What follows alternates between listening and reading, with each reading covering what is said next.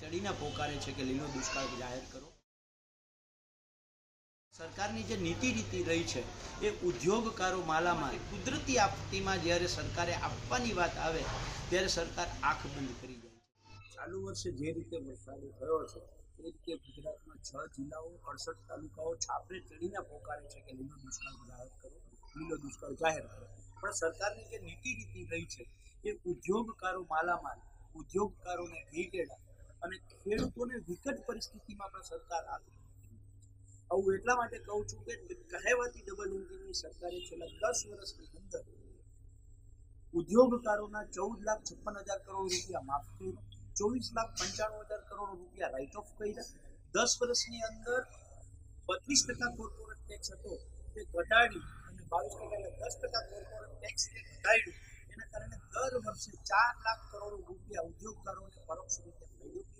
જ્યારે ખેડૂતો માટે કુદરતી આપત્તિમાં જ્યારે સરકારે આપવાની વાત આવે ત્યારે સરકાર આંખ બંધ કરી રહી છે। જે સરકાર રિવરફ્રન્ટો બનાવી શકે છે એ સરકાર દર વર્ષે નદીના કારણે જે ખેડૂતોના ખેતર ધોવાય છે ત્યાં પ્રોટેક્શન વોલ ઊભી નથી કરતી।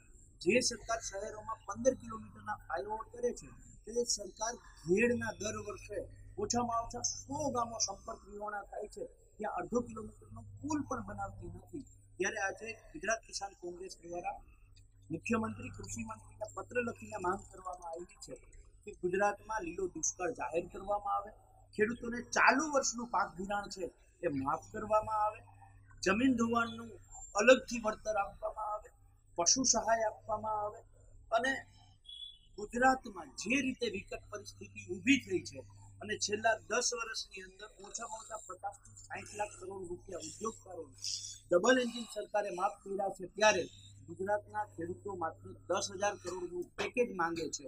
જો સરકાર ખેડૂત લક્ષી હશે, ખેડૂત પ્રત્યે સંવેદનશીલ હશે તો ગુજરાતના ખેડૂતો માટે 10,000 કરોડનું રાહત પેકેજ જાહેર કરશે એવી અમને આશા છે।